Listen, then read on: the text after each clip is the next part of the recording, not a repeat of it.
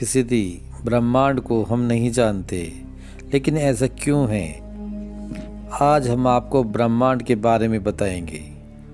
आधुनिक खगोल विज्ञान की सबसे बड़ी खोज यह थी कि ब्रह्मांड का विस्तार हो रहा है। इस व्याख्या ने उस पुराने विचार को तोड़ दिया जिसमें कहा गया था कि ब्रह्मांड स्थिर है।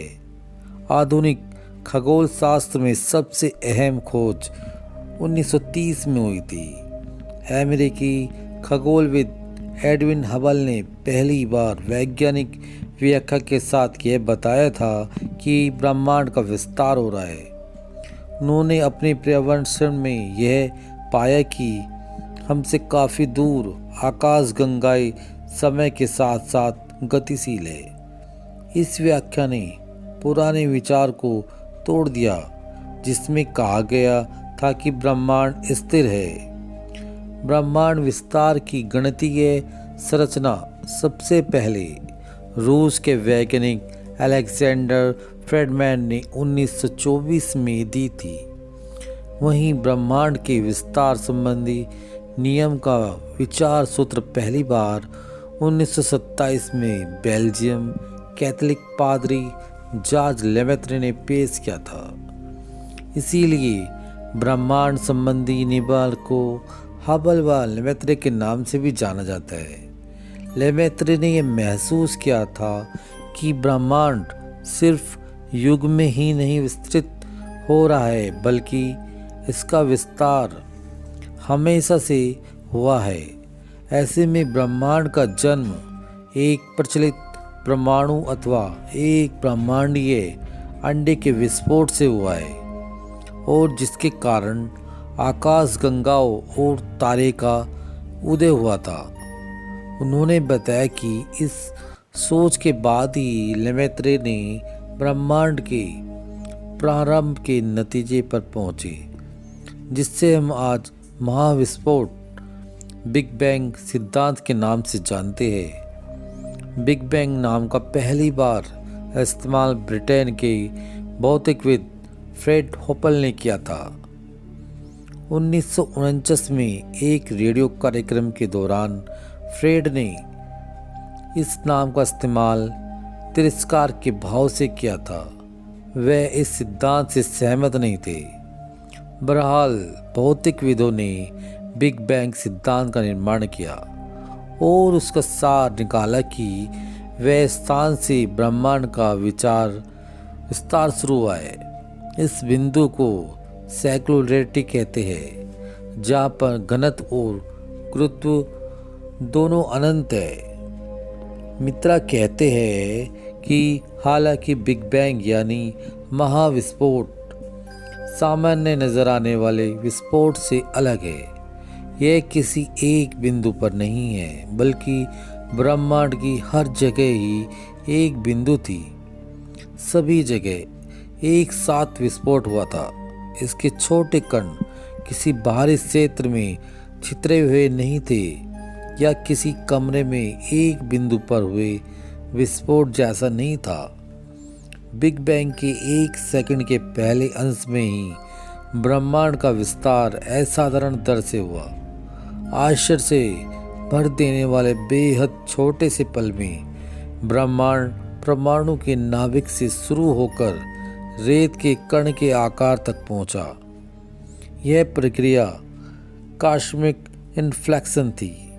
इस विस्तार मद को वो ताकतें जो विस्तार का कारण थी, संभवतः तौर पर वह पदार्थ और ऊर्जा में बदलकर ब्रह्मांड में भर गई।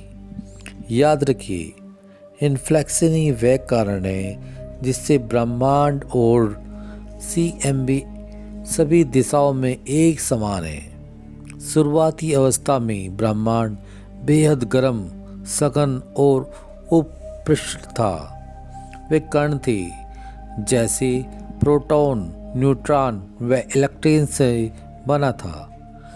जब ब्रह्मांड ठंडा हुआ, ये सारे कण एक साथ जुड़े और उन्होंने पहले परमाणु का निर्माण किया, जिससे अधिकांश हाइड्रोजन और हीलियम थे। ब्रह्मांड में विशेष तौर पर तारों में जब भी सबसे ज़्यादा यही पदार्थ है, क्योंकि तारे की चमक का राज हाइड्रोजन व हीलियम ही है। तारे ब्रह्मांड के इसी रॉ मटेरियल का इस्तेमाल करके चमकते हैं। सितारों का जन्म बिग बैंग की 40 करोड़ 4,000 मिलियन वर्ष बाद हुआ था। वहीं आकाश गंगाएं 1 अरब वर्ष के बाद आई। वो सारी प्रणाली 8.7 अरब वर्ष के बाद बनी। ब्रह्मांड की कहानी में मनुष्य हाल में ही आया है। मानव का पूरा इतिहास केवल ब्रह्मांडीय काल पर एक छोटी सी बिंदु के रूप में ही दर्शाया जा सकता है। फिर भी मानव जाति ने पिछले कुछ 100 वर्षों में ब्रह्मांड के बारे में बहुत कुछ ज्ञान इकट्ठा किया है, लेकिन वह सभी ज्ञान ब्रह्मांड के 5% की प्राकृतिक के बारे में ही बताते हैं। ब्रह्मांड की शेष प्राकृतिक पूरी तरह से मानवता के लिए अज्ञात है या फिर अंधेरे में है। हार्वर्ड विश्वविद्यालय के खगोल विज्ञान अब्राहम लोएब ने डाउन टू अर्थ को बताया। सभी पर्यवेक्षक इस बात से सहमत है कि ब्रह्मांड का विस्तार तेजी से हो रहा है और इसकी प्रकृति हमें डार्क एनर्जी या डार्क मैटर नाम पदार्थ के कारण समझ में नहीं आती। वैज्ञानिकों का अनुमान है कि लगभग 68% ब्रह्मांड डार्क एनर्जी से बना है।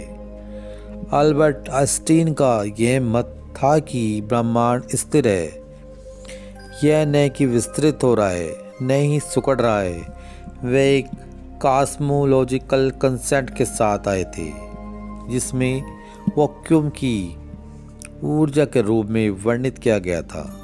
1930 ही वह वर्ष था जब आइंस्टीन व हबल के बीच पहली मुलाकात हुई थी।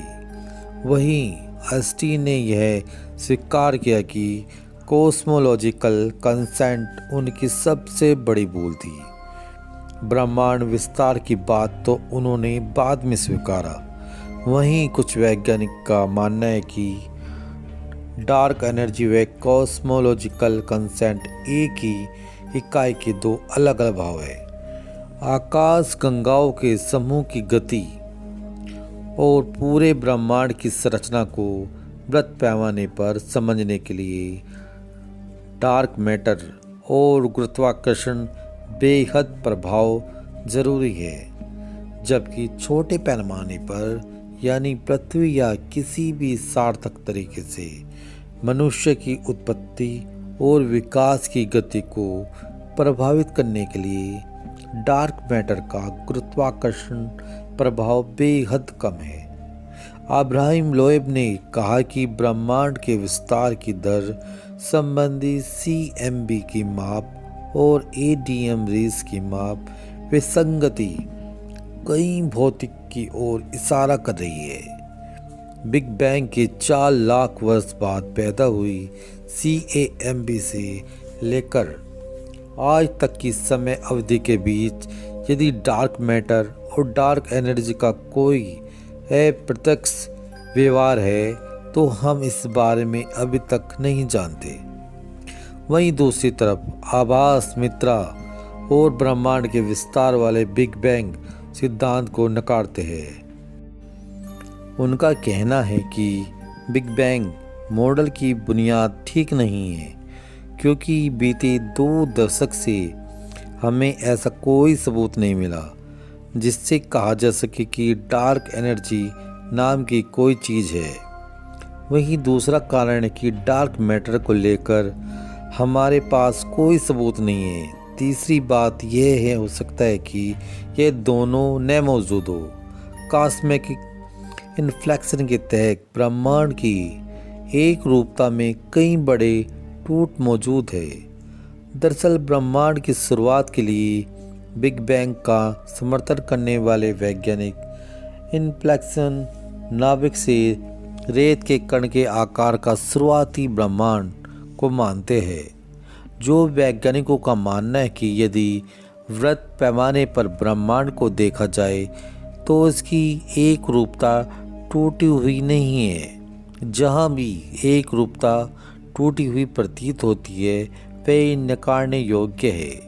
जबकि बिग बैंग की थ्योरी का सवाल उठाने वाले वैज्ञानिक इस बात पर जोर देते हैं यदि ब्रह्मांड की शुरुआत में इन्फ्लेक्शन होता तो एक रूपता कहीं न कहीं टूटती। बिग बैंग के अस्तित्व पर वैज्ञानिक के दो धड़ों की बहस इस पर बिंदु पर जारी है। आभास मित्रा कहते हैं कि कई अध्ययन यह बताते कि वास्तविक ब्रह्मांड बड़े पैमाने पर विसंगति से भरा पड़ा है। यहीं बिग बैंग का मॉडल मूल मान्यता के विपरीत है। यह आलोचना के लिए ब्रह्मांड का कोई भी प्रतिनिधित्व नहीं करता है, न ही व्यवहारिक विकल्प हो सकता है। यदि ब्रह्मांड का विस्तार तेजी से हो रहा है तो इसका भविष्य क्या है? वैसे यह मानवता के भविष्य के लिए कई निहितार्थों के साथ एक ठंडा व अंधेरा पृथक स्थान बनने जा रहा है। कुछ अरब वर्ष से मिल्की वे आकाशगंगा अपने एक पड़ोसी आकाशगंगा एंड्रोमेडा से टकराएंगी। सबसे पहले नए तारों का गठन केंद्र व नोबुला पैदा करेगा और इसकी वजह से पृथ्वी की रात आकाश में बहुत अधिक सितारे होंगे। यदि कोई मनुष्य या बुद्धिमान प्रजाति उस समय तक जीवित बची रहती है, लेकिन समय के साथ साथ सभी नई नेबुला की शक्यता कम हो जाएगी। परिमाण और परिणाम वंश मौजूदा तारे खुद ब खुद मर जाएंगे क्योंकि उन्हें जीवित रखने वाला ईंधन या कच्चा माल हाइड्रोजन व हीलियम खत्म हो जाएगा। यह सब होने से बहुत पहले पृथ्वी मरते हुए सूर्य के जरिए निकल ली जाएगी। यह विस्तृत सूरज विस्तृत होकर एक लाल दानव तारे में बदल जाएगा। हर तारा जब मरने को होता है तो काफ़ी हद तक फैलता है और फिर उसमें सुपरनोवा जैसा विस्फोट होता है। यह भी एक संभावना है कि सूर्य व एक दूसरे तारे के बीच में क्षुद्र ग्रह एस्ट्रॉयड अपनी पथ से भटककर पृथ्वी से टकरा जाए। इसका मतलब यह है कि पृथ्वी पर जीवन व मानवता खत्म हो जाए। बचने की एक ही संभावना है कि मनुष्य ताकतवर आर्टिफिशियल इंटेलिजेंस की बदौलत किसी और सुरक्षित और जीवन वाले सौर ग्रह को खोजकर अपना डेरा और ठिकाना बना ले। यह परिस्थितियाँ अनुमान भर है और कई अलग अलग तरह की घटनाएं घटित हो सकती है। ब्रह्मांड के बारे में अधिक से अधिक जाना जाता है या सोचना पड़ता है। अगर मनुष्य इस सवाल का जवाब दे दे कि ब्रह्मांड आखिर क्यों मौजूद है और उसका उद्देश्य क्या है। प्राचीन सभ्यताएं और आदिक धर्मों ने ब्रह्मांड का मकसद बताया है। हमारे पूर्वज अपनी समझ से इस सवाल से जूझते आ रहे हैं। ज़्यादातर पुरानी समझ मिथक आदि के मुताबिक ब्रह्मांड निर्माता भगवान है। इसीलिए ब्रह्मांड और मनुष्य होने का एक निश्चित मकसद है। मिसाल के तौर पर केंद्रीय अफ्रीका के प्राचीन समूह बोसांगो की मान्यता थी कि सबसे पहले अंधेरा, पानी और महान देवता बूम्बा थी। एक दिन बूम्बा के पेट में दर्द हुआ और उन्होंने उल्टी करते हुए सूरज को जन्म दिया। सूरज ने कुछ पानी सुखा दिया और ज़मीन तैयार हुई और बाद में चंद्रमा, तारे, जानवर भी बूम्बा की उल्टी के जरिए निकाले। सबसे अंत में उसने इंसान को पैदा किया। लेकिन इस मिथक से वैज्ञानिक व विज्ञान का तरीका और दृष्टि बिल्कुल अलग है। ब्रह्मांड की उत्पत्ति क्यों हुई, यह सवाल सबसे जटिल है और अधिकांश वैज्ञानिक ने इसको छोड़ दिया है। जॉन व्हील 20वीं सदी के सबसे भौतिकविद व आइंस्टीन व नील बोर के सहयोग रहे हैं। उन्होंने कुछ रास्ते सुझाए जिसमें ब्रह्मांड से जुड़े सवालों की गुत्थी शायद सुलझाई जा सकती है। व्हील ब्रह्मांड की क्वांटम दुनिया का निर्माण करने वाले मौलिक कणों की बात करते हैं। वे मानते हैं कि वस्तुपरक विज्ञान व मानव की चेतना के बीच कोई रास्ता निकाला जा सकता है। मनुष्य जितना अपने सोच व पर्यावरण व पर्यवेक्षण के प्रयोग में ब्रह्मांड को जान पाया है, दरअसल उसने उतना ब्रह्मांड बना लिया है। अब वह भविष्य में अपनी चेतना व विज्ञान के सारे जितना ब्रह्मांड के बारे में जानेगा वह भविष्य में ज्ञात होने वाला ब्रह्मांड होगा। व्हीलर कहते हैं कि प्रयोग के जरिए बाहर आने वाला परिणाम इस बात पर निर्भर करता है कि पर्यवेक्षण तंत्र का सेटअप कैसा किया गया है। व्हीलर के दिमाग की परिकल्पना है कि अदृश्य वे आकाशगंगा एक बड़े लेंस है जो प्रकाश को तिरछा कर देते हैं। वे ये मानते हैं कि दरअसल आपका पर्यवेक्षण प्रयोग को ही प्रभावित करता है। बाद में वास्तविक प्रयोग के जरिए यह सत्य पाया गया। 2002 में डिस्कवरी मैगजीन में व्हीलर कहते कि हमारा पर्यवेक्षण असल में भौतिक तौर पर सच में बदला जा सकता है। हम सिर्फ किसी ब्रह्मांडीय अवस्था पर साधारण आसपास नहीं खड़े हैं, हम इसके निर्माता हैं और रचनाकार भी। हम एक साझेदारी ब्रह्मांड के साथ रह रहे हैं। इसलिए मानव चेतना की प्रकृति को सही से जाने बिना पूरी तरह असंभव है कि ब्रह्मांड के सही रहस्य को हम समझ जाए। शायद मानव दिमाग की कार्य प्रणाली को समझकर यूनिवर्स की 95% अंधकार के बारे में हमें कुछ बता पाए।